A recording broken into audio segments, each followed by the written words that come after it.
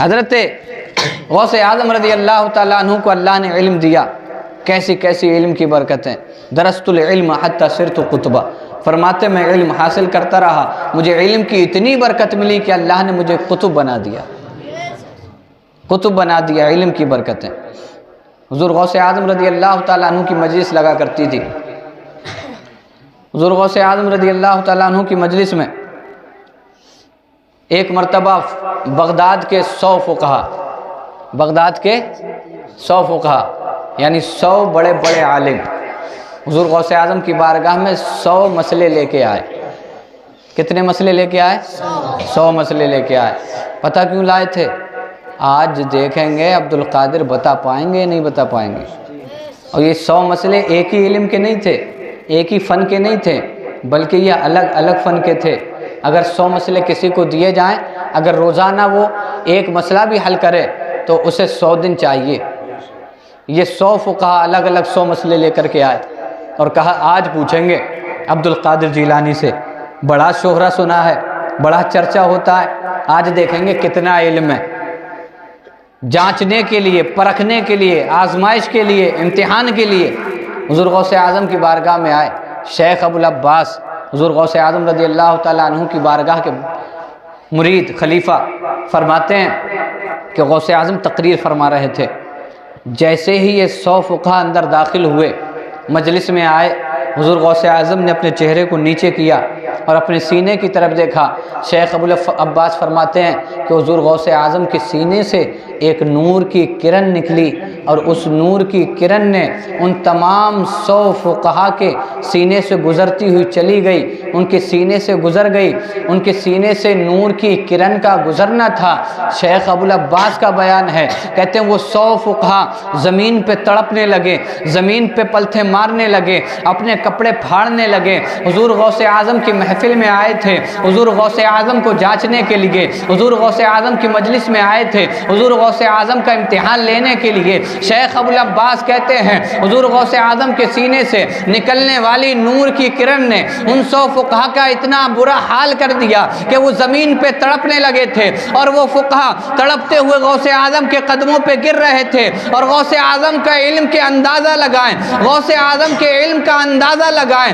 شیخ ابو العباس فرماتے ہیں جو فقہا حضور غوث اعظم کے قدم پہ آ کر کے گرتے، حضور غوث اعظم اٹھاتے تھے، سینے سے لگاتے تھے اور فرماتے تھے تمہارا یہ سوال ہے اور اس کا یہ جواب ہے، تمہارا یہ سوال ہے، اس کا یہ جواب ہے۔ حضور غوث اعظم کا علم دیکھیں، سوال بتائے بھی نہ تھے، ان کے سوال بھی انہیں بتا دیے اور سوالات کے جواب بھی انہیں بتا دیے۔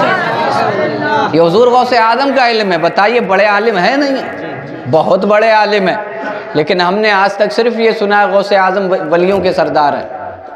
آج یہ بھی سنو کہ غوث اعظم بہت بڑے عالم ہیں، انہوں نے علم دین حاصل کیا۔ آج ہم اپنے بچوں کو علم دین نہیں پڑھاتے، اسکولوں میں داخلہ کرا دیتے ہیں، یونیورسٹی میں پڑھانے کے خواہش مند ہیں۔ پڑھائیے، شوق سے پڑھائیے، لیکن گھٹی میں دین مصطفیٰ ضرور پلائیے۔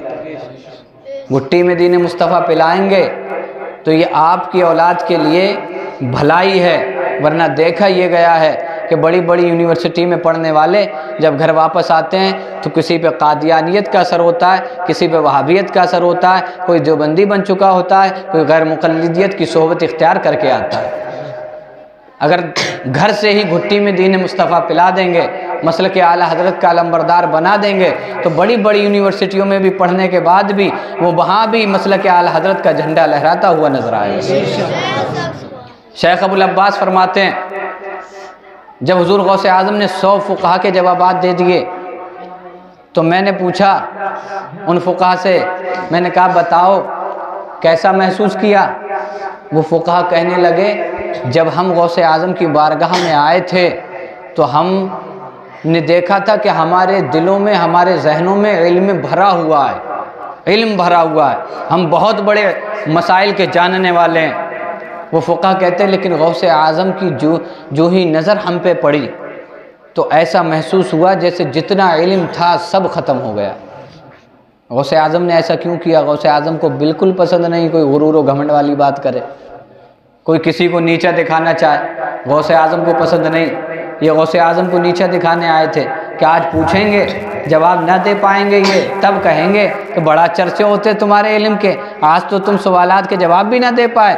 غوث اعظم نے جانچ لیا یہ نیچا دکھانے کی نیت لے کے آئے ہیں، تو غوث اعظم نے اپنی کرامت بھی دکھا دی اور بعد میں ان کے سوالات بھی انہیں بتائے اور ان کے جوابات بھی انہیں بتائے۔